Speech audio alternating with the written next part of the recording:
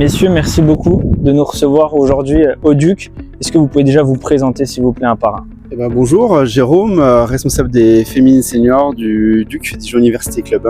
Okay. Bonjour, Mathieu Bruot, adjoint de Jérôme depuis cette année au Duc. Okay. Bonjour, Lucas Pereira, éducateur de l'équipe réserve du Duc des seniors féminines et apprenti au club. Comment se passe la semaine ici au Duc? Combien de fois vous entraînez par semaine? Combien vous avez de joueuses? Vous avez aussi une équipe 2. Comment vous faites pour tourner les filles sur les deux équipes? Est-ce que vous avez un noyau qui ne bouge pas en A? Est-ce que vous pouvez nous raconter un petit peu tout ça? Alors on a une cinquantaine de licenciés, okay. Avec un groupe A assez élargi.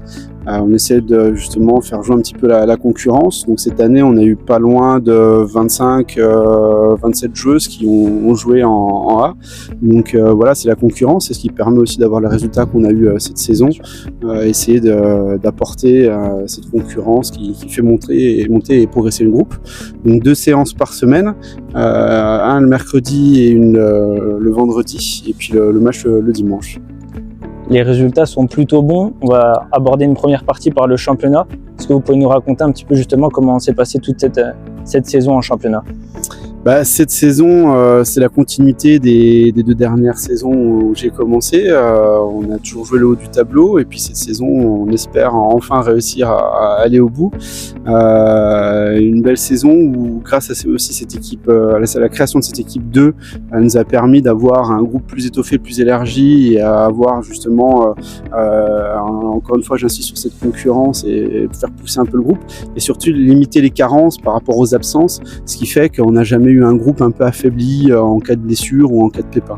Donc ça c'est plutôt rassurant, et surtout un petit message pour l'équipe 2 qui a fait toute la saison aussi, parce que c'est pas facile d'avoir 2 équipes, surtout chez les filles à 11. Et puis là encore, elles ont réussi à gagner le week-end dernier. Donc voilà, dans la continuité, on a réussi à chaque week-end à avoir toujours 2 équipes au complet.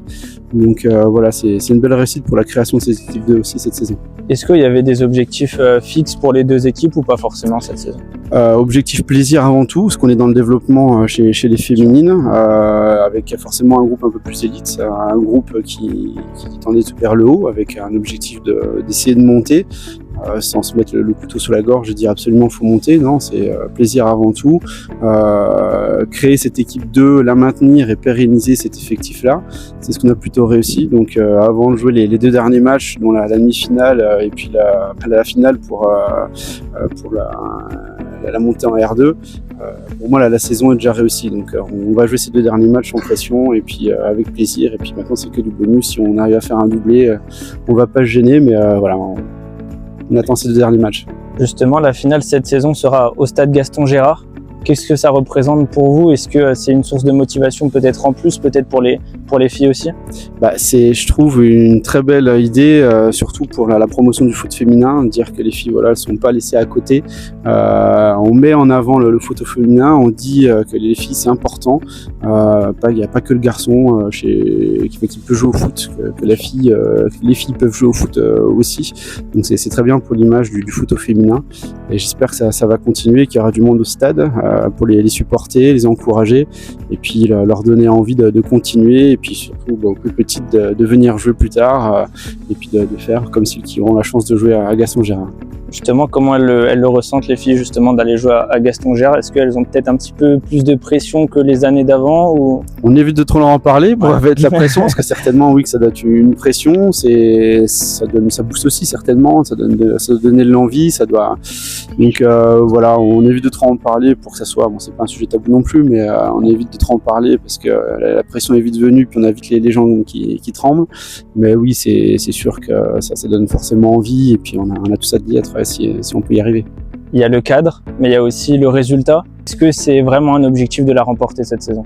Alors j'aime pas trop je suis un peu superstitieux, mais les jamais 203, voilà, on aurait bien que la 3e soit la bonne, et puis ça serait une belle récompense pour tout le groupe qui est avec moi déjà depuis la 3e saison, et puis pour tout le staff, tous ceux qui filent un coup de main, tous ceux tous les dirigeants, tous les bénévoles du club qui filent un coup de main, ce serait une belle récompense pour tout le monde. Comment vous le vivez, vous, le développement du football féminin? Ça commence à prendre de plus en plus d'ampleur, on le sent même dans notre département. Comment vous le vivez, vous, au quotidien?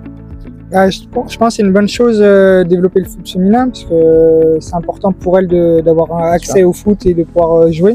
Donc nous, on a vu déjà l'évolution avec les 2 ans que je suis au club, avec la création de l'équipe senior B. Donc c'est un avantage pour nous d'avoir autant de licenciés, autant de capacités d'accueil pour faire jouer les joueuses le week-end. Donc pour ça, c'est vraiment bien. Et puis pour les petits, ça va leur donner envie aussi de vouloir faire comme les plus grandes et de pouvoir venir elles aussi à se mettre à jouer au foot. Comment vous sentez justement l'évolution depuis peut-être 10 ans, 5 ans?